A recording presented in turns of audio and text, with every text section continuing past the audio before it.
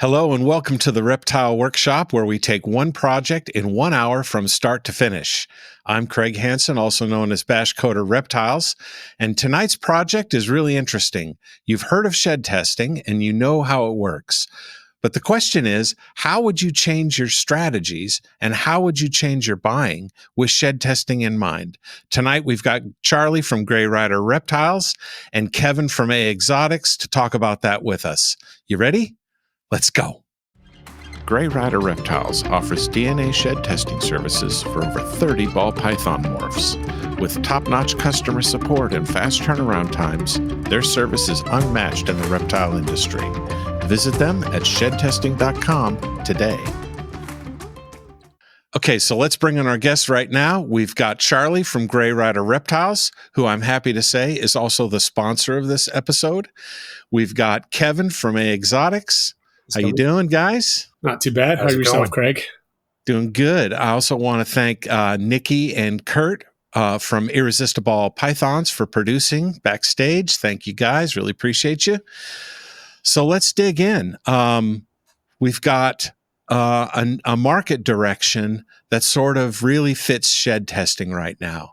It seems like everything is going towards double and triple recessives. How is that affecting the shed testing market, the shed testing industry, and how people who are pursuing those projects, how are they using shed testing?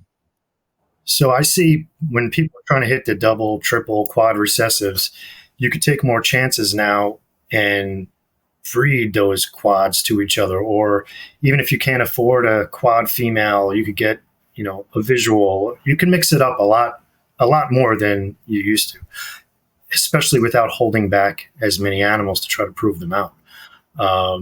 So, for instance, if you're aiming for a triple and you have a single visual double het, you could now breed it to another single visual double het and then test the babies, and hopefully you hit some decent odds, and now you could keep back one or two snakes instead of a whole clutch.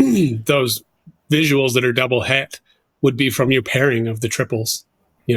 For shed testing, you would never have considered breeding that double visual unless it was a female. I mean, a female you'd hold back, or the visual double het, because you wouldn't know that it's a het. Nobody's going to waste 2 years in their breeder quad or triple to breed a possible double het.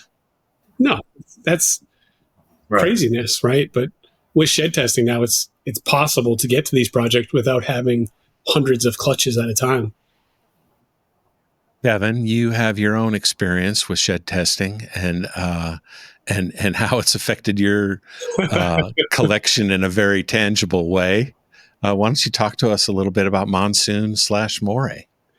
Yeah, so we originally started looking at Monsoon stuff shortly after we got back in 2022. You couldn't find visual males.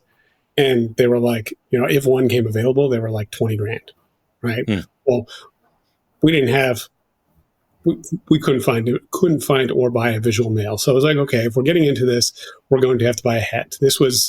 Shed testing was very new at that point.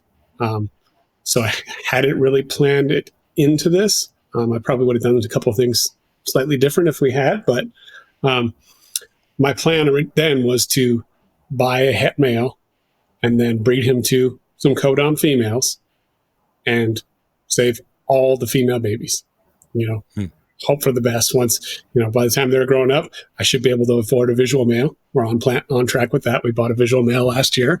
So, we've got het babies growing up, or possible het babies growing up, and a visual male to breed them to. How many of those babies are you growing up right now? 8 females, I think, that are pos het. We got 50%. Terrible odds on females. Out of like 27 babies, there were 8 females or 9 females, and 4 of them came in the last clutch. 4 out of 5 were females in the last clutch. Obviously, there is not yet a test for Monsoon. There's one coming very soon, right? Yep. We're working on it. Everybody's working on it, and we're trying to get it to everybody as quick as we can, but also as accurate as we can. So we're getting close, but we still have a little more work to do. So Kevin, the original plan was that you were going to grow them all up because there was no shed test for this gene. So for me, I guess that the difference now with there potentially being, there's going to be a test eventually. When that is, but so with there being a test coming, that it changes pairings that I would think about doing, right? Like before shed testing, there's no way that you would ever breed a het female to anything but a het or a visual male.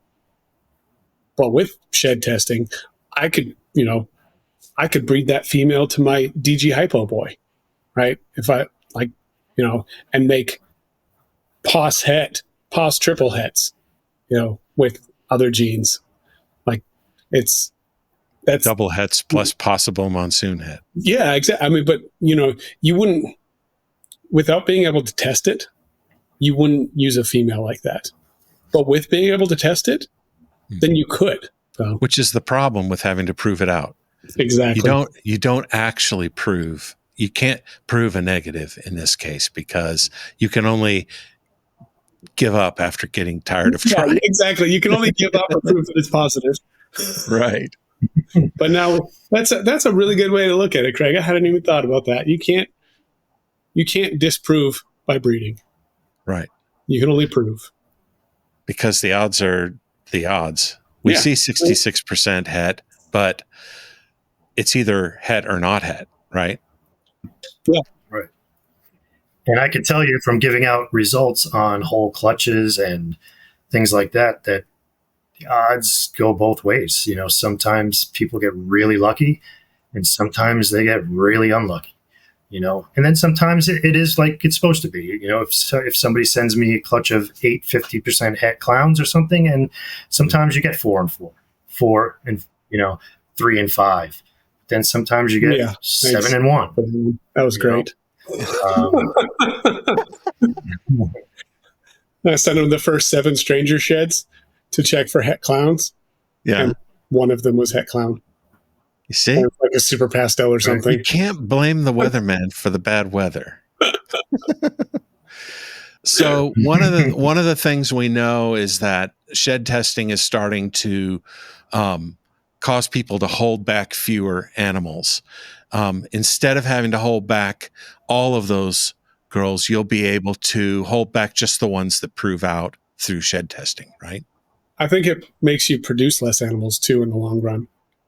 Because so how? Previously, you would have held back, say you had a clutch of 4 females, right? So you would have held back all 4 of those females and bred them. They're all 50% hets. So now you've got 4 clutches of babies to deal with. You send your sheds to Charlie and you find out which 2 are hets. Now you've only got 2 clutches of babies to deal with. And then it keeps going from there because, now you're going to be breeding those non-hets and making even more babies. And now you still don't know what they are, so and then you want to prove out ones that don't prove, it definitely should lessen the amount of snakes. Which supports price because we're reducing the supply. And in terms of, certainty also supports price, right? So knowing whether something's a het or not definitely allows you to charge the premium if it is a het. And so that supports price. But also in terms of producing fewer animals, that's a lower supply, same demand, prices should be supported through that. I did a video a couple months ago about cost, and I determined that my operating cost worked out at about $147 per animal per year. So to have 10 fewer animals to hold back because I know for sure what genes they have, that is a pretty remarkable savings to be able to save $1,500 in 1 year. For a $50 test. And if you buy them in bulk, then they're not even $50. Let's talk about that. Bulk buying, how does that work? So I have it set up now so that you can purchase credits for shed tests and use them when you need it. You don't have to pick a gene to test for.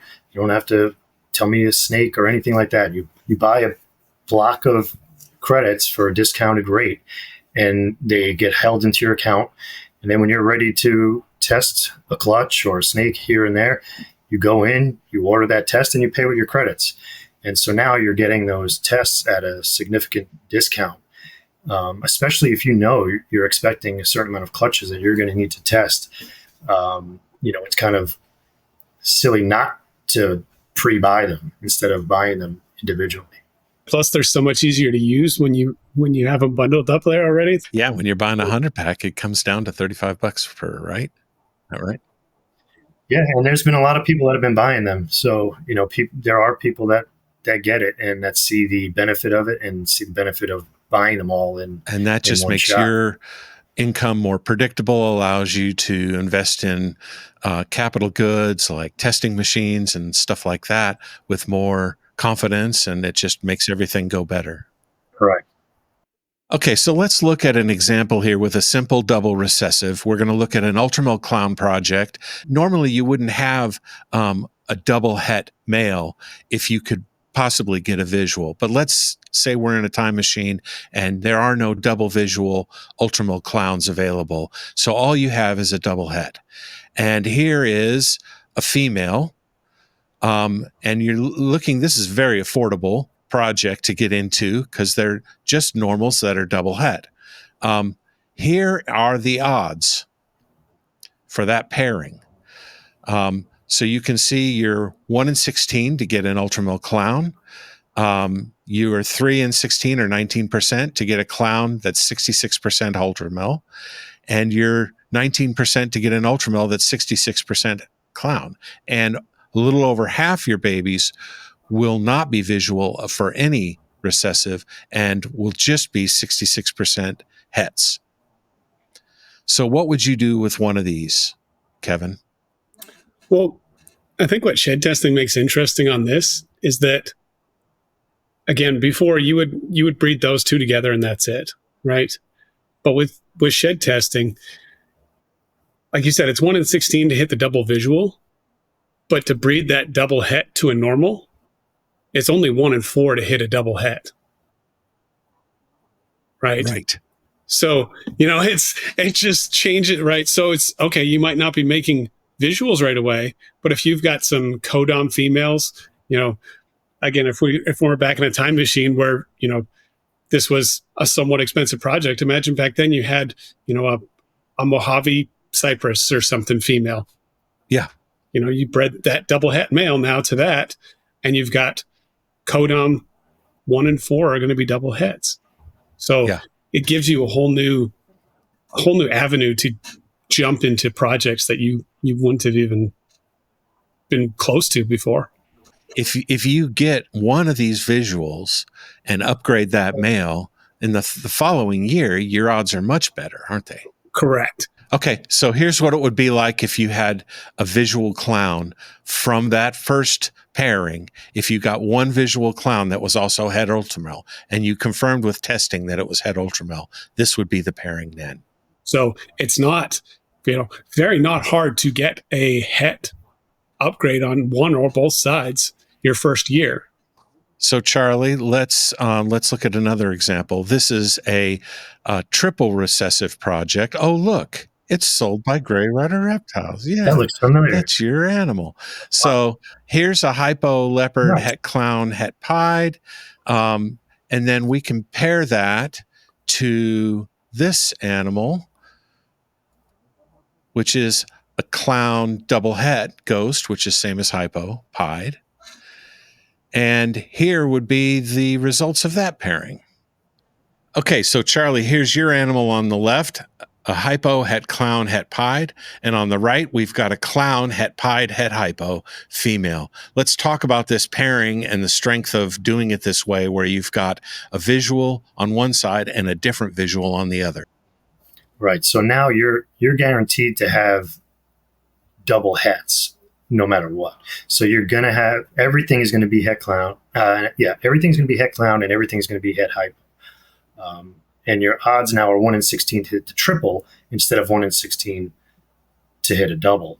And honestly, for not much more money, I think this would be a better way to go, because now look at what your misses are. Your misses, most of them are going to be visual, at least one visual.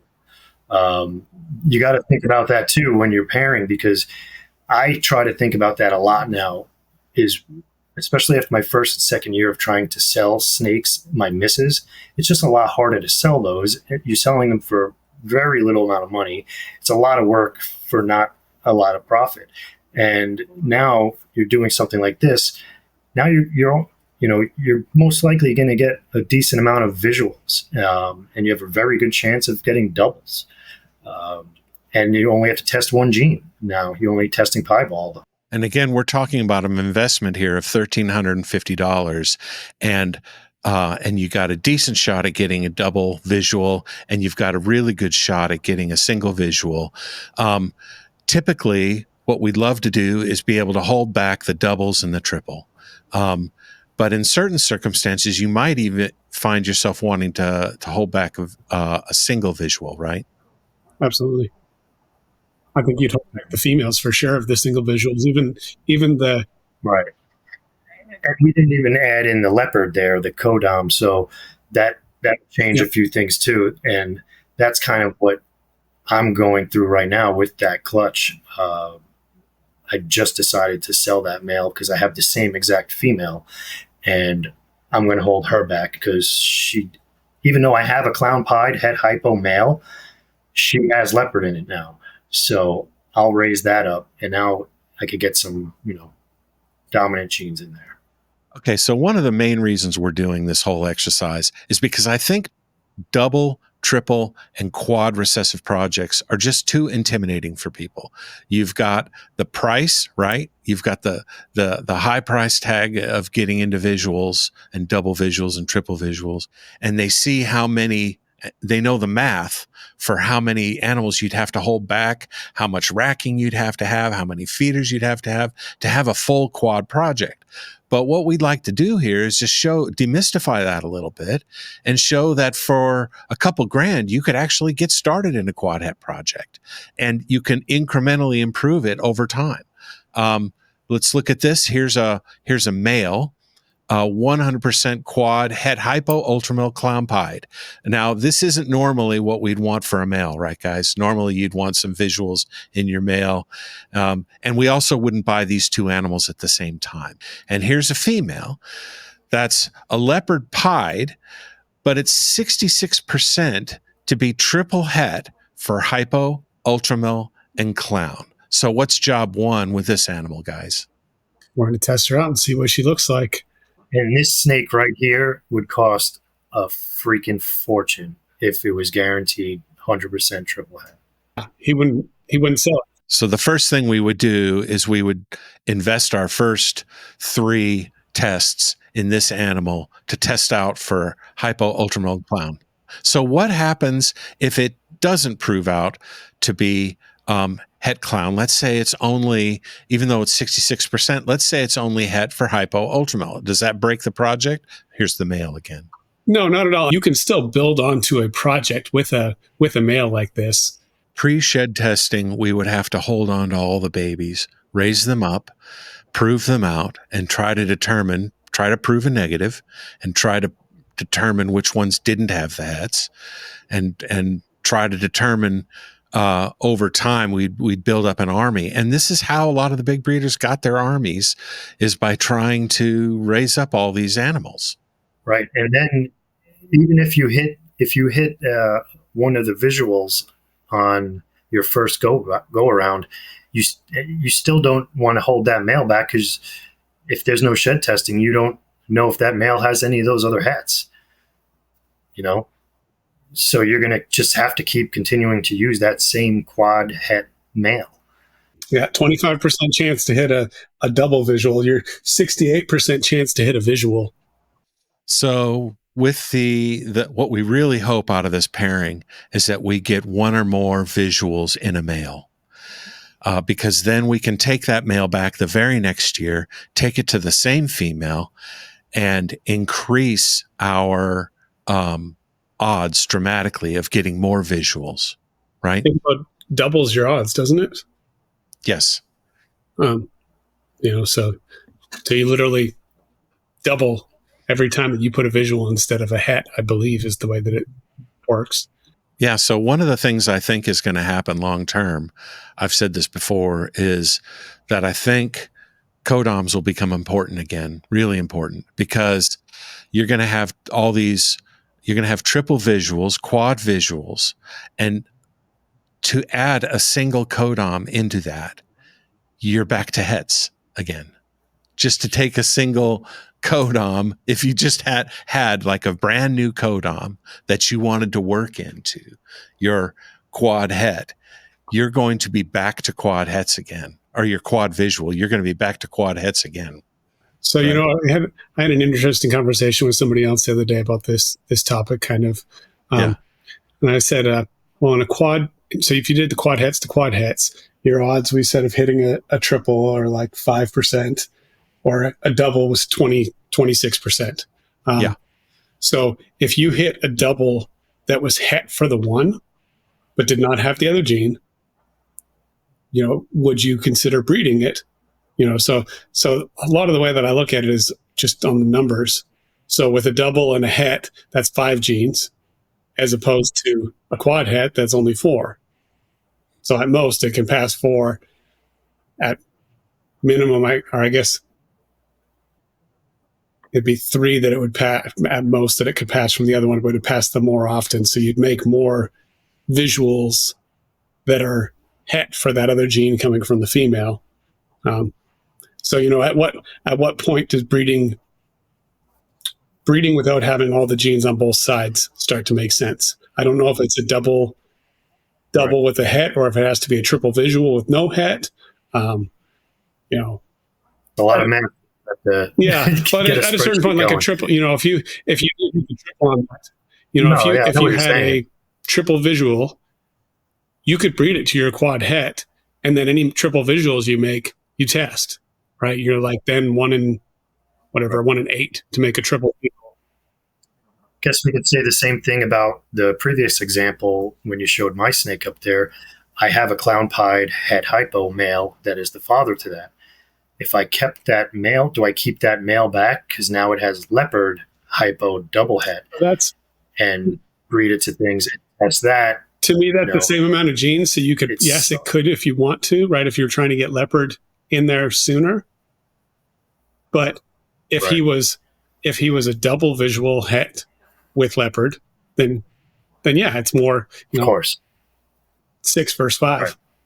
So another thing to kind of, let's talk about gene avoidance a little bit. When you're doing a triple and a quad project and you're planning on taking the babies back to the same females, you really do want to avoid genes in the Bell complex, genes with supers that might screw you up down the road, right? Absolutely. And things in yellow belly complex, if you're yellow belly to yellow belly, but everything else is fine. But you wouldn't want to do that. Otherwise, you have to test your clowns to see if they're visuals. Which somebody just did that I know of. But also, you have to be very intentional if you're pursuing some of the more difficult combos to manage in a project like this, such as freeways. You have to make sure you know where the asphalt is. You got to make sure you know where the yellow belly is, and it becomes a lot more complex. And that's why I think a lot of these animals that will be produced down the road with triple recessive freeways, for example, will be really special, because they'll be very difficult to manage a project and get those exact results. Would have been almost impossible before Charlie here. So Charlie, how are you seeing this play out with your customers that are doing these triple and quad recessive projects? Are they testing everything? Do you see a lot more bulk tests come in and a lot of shed tests come in at once? Or are you seeing very specific questions being answered from their projects? Honestly, it's both. There are definitely the people that are going to test everything and make sure they know. And even people who do have the space and the time to do it, they're going to hold back more of them. So, they might test everything, whereas some people would only test if they needed males, might only test the male, or if they needed a female, might only test the females, or might only test the ones that have dominant genes in them. But there are definitely a lot of people that are testing everything because, honestly, that's the way to get where you want to be the quickest and most efficient, and also get more money on your sales. Yeah. Now instead of selling it as 50% or 66%, you're going to sell it as 100% het.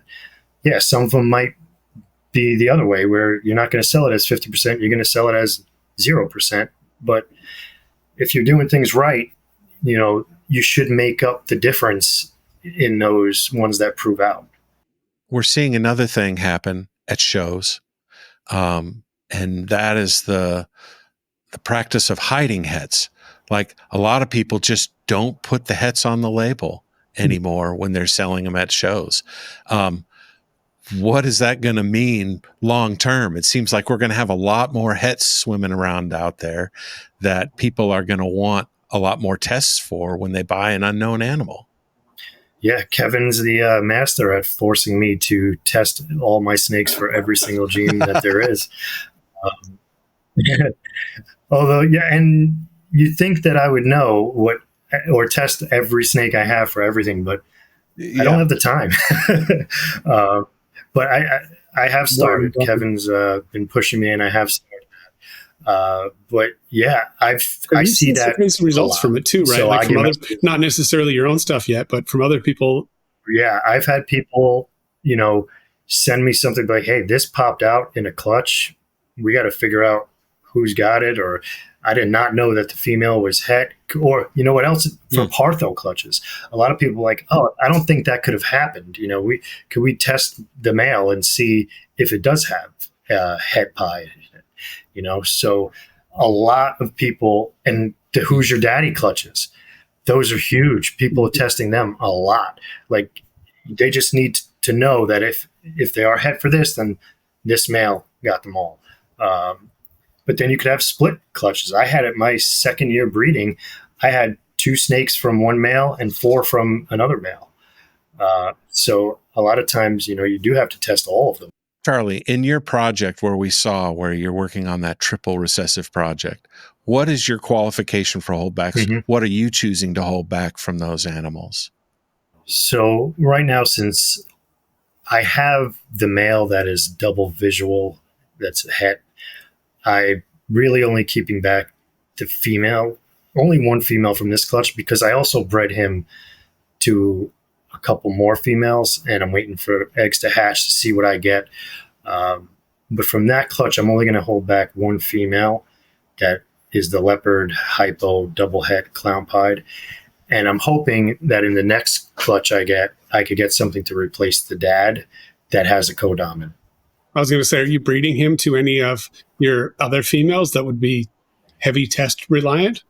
So I don't have a ton of snakes. I have 40, minus the hatchlings, I probably have around 40 ball pythons. I am breeding him to a candy het pied. Well, I did, and I have eggs from a candy het pied, because I would like to see the Hypo candy Clown Pied at some point.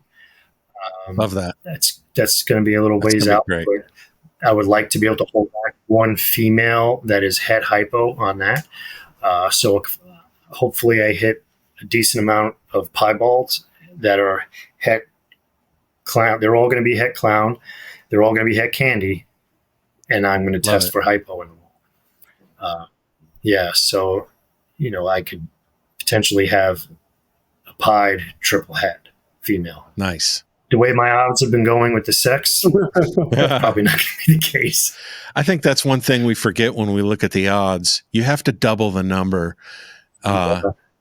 if you're accounting for sex. So you might be 1 in 256 to hit a visual, the visual you want, but to get a male is 1 in 512. And the other thing to keep in mind on those calculators is the 66% or 50% hets are after those odds, right? So if you're 66%, then you're 66% of 1 in 512. Yeah, you might be. They're using one placeholder to show the ones that are het and the ones that are not het. They're Yeah. using 166 placeholder in that. So, Charlie, for people who may feel a little intimidated to get into these multi-recessive projects, what advice do you give them if they're already in a double recessive project? So I think that if you're in a double recessive project and you're working something, look for that male with an extra het in it. Some recessive genes, an extra het in a male isn't going to cost you much more money. So, if you want to get something with a het hypo or a het piebald, something like that, get that instead and still shoot for your doubles and then test your babies. And now you might fall into a triple project, depending on the odds. You could even use that quad male that we looked at with, the double. If you've got a double visual female or even double het females, you could breed that quad male to it and potentially make doubles that are double het. Yeah, you don't have to jump right in having all 4 genes on both sides now. Especially with the price of some of these females, get your male, get an extra het in a male, and breed it like you're going for a double, or breed it like you're going for a triple, and you might get a surprise at the end that now you have. I think it's important to note that the market really does devalue hets and males right now, and the cost of testing will likely be more profitable for you than buying the visuals. So even that quad male that we looked at, you could breed that to single visual, like a clown female, or a couple codom females, or even clowns with hets, or any of those genes to add into your project. And then breeding that, you will make either visuals or potentially quad hets with the extra genes that you're looking for. And it's a much more affordable way to get into that.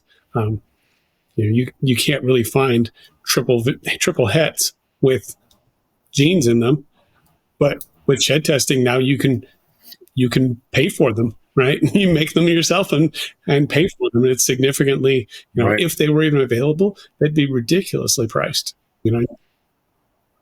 Well, I know what I'm doing after we finish recording this is I got to get on online and look for some males, because I'm not even taking our own advice on a lot of things, just because sometimes you don't sit down and think about it, and just to hear this conversation and just to talk it through with some people, sometimes it helps a lot, because you could just be sitting there and thinking, oh, this is what I got to do. This is what I got to do. And really there's a lot of different ways you could go about things, to get yourself where you want to go. You don't have to follow exactly, make sure you get a visual on each side, or, I'm going to take my own advice and look for that male that has that extra het in it now, just because that's the first time it popped in my head and thought about it. And as we said earlier, now you're going to need codom. People have to focus more on codoms. So this is a way now to get codoms into your double, triple, quad projects without worrying about how many snakes you're going to hold back. Now you can get buy that female with a couple codoms that's only het for 1 or 2 things, or one single visual, and get that quad het male. And, now you have good chances of getting some codoms into that project. We get blinders on our projects, and we tend to think, oh, I've got my clowns and I've got my pieds and I'm going to make clown pieds. But in this world, making a quad het is super easy. All you need is a double visual of something and a double visual of anything else, and you've got 100% quad hets. The idea is that instead of thinking in 2D, we need to think in 3D and look across our collection and find pairing opportunities that can make us triples and quads from what we already have. I think this is kind of a big miss when we work so hard on one project that we miss, taking this male into other projects and expanding our collection that way. So, Charlie, it takes a lot of sheds and a lot of information in order to make a test for a gene, right?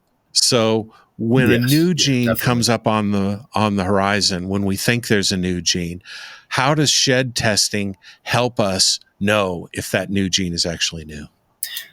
Well, it could help negate the possibility of it being something that we already have. So, for instance, there's the shadow gene out there that a lot of people think might be chocolate or Wookiee.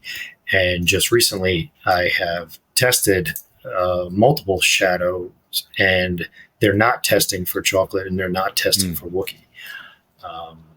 We believe that it's in the same complex. It's been proven by breeding that it's in the same, that it's allelic.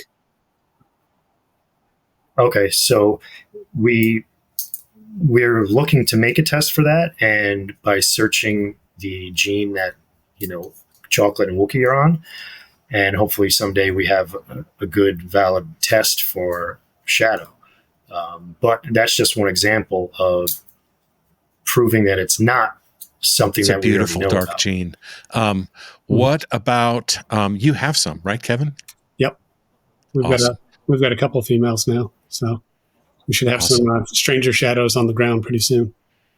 So if something is proven to be allelic, how does that make it easier or harder to find the markers for a particular gene?